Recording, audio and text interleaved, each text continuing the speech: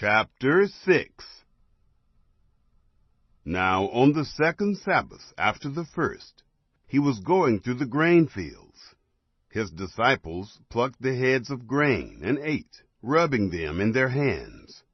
But some of the Pharisees said to them, "Why do you do that which is not lawful to do on the Sabbath day?" Jesus, answering them, said, "Haven't you read what David did when he was hungry, he and those who were with him?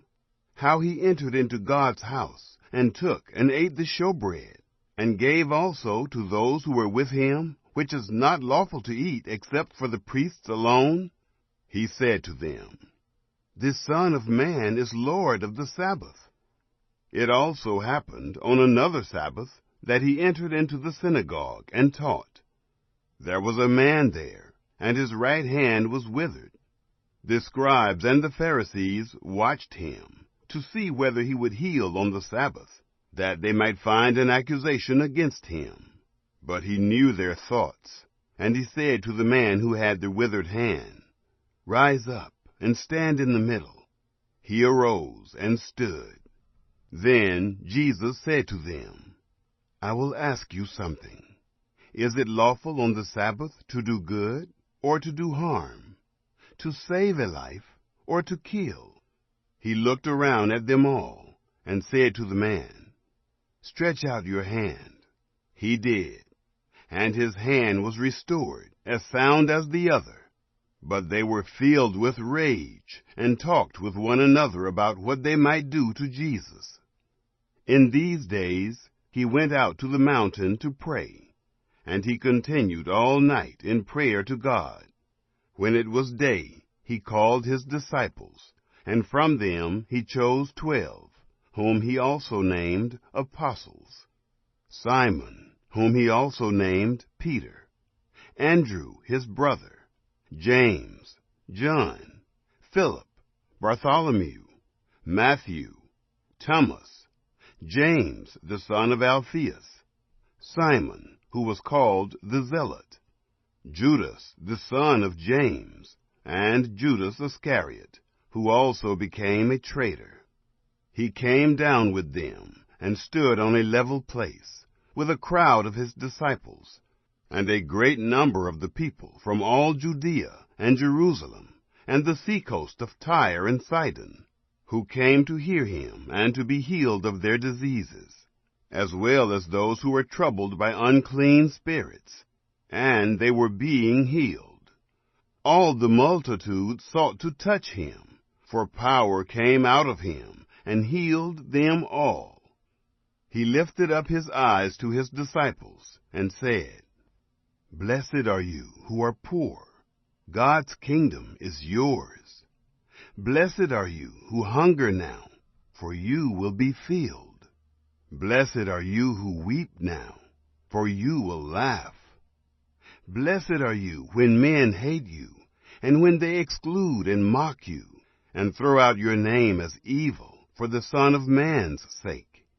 Rejoice in that day, and leap for joy, for behold, your reward is great in heaven, for their fathers did the same thing to the prophets. But woe to you who are rich, for you have received your consolation. Woe to you, you who are full now, for you will be hungry. Woe to you who laugh now, for you will mourn and weep. Woe when men speak well of you, for their fathers did the same thing to the false prophets.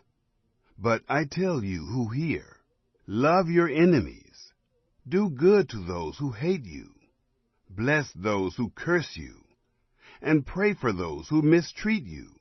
To him who strikes you on the cheek, offer also the other. And from him who takes away your cloak, don't withhold your coat also.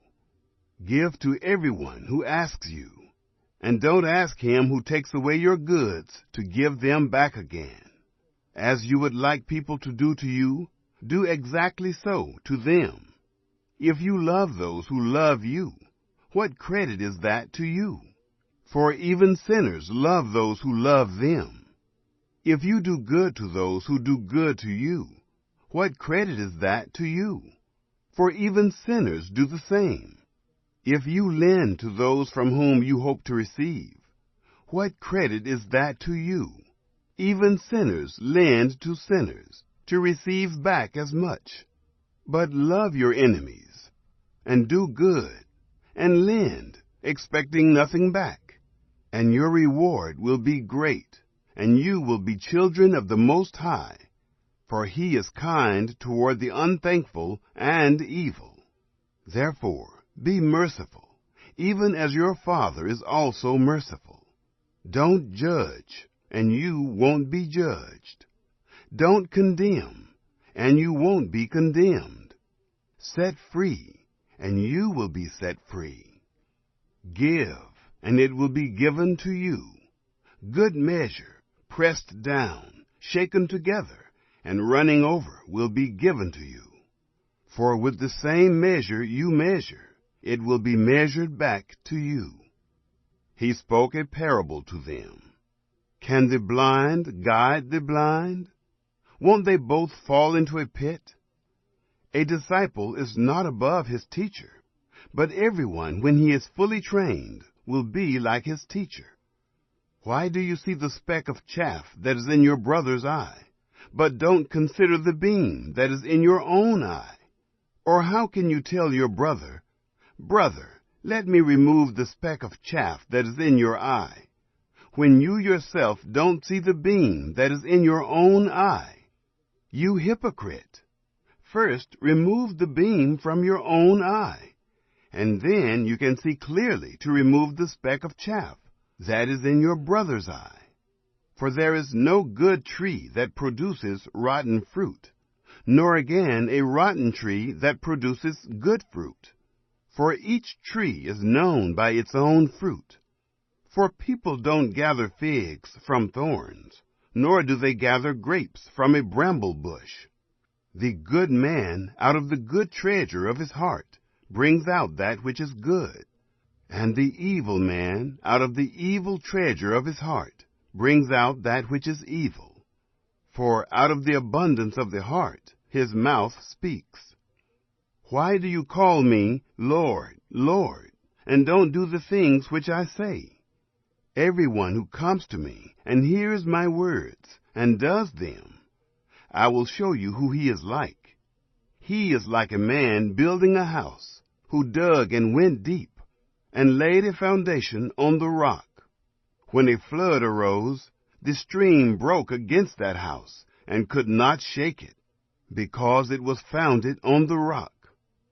But he who hears and doesn't do is like a man who built a house on the earth without a foundation, against which the stream broke, and immediately it fell, and the ruin of that house was great.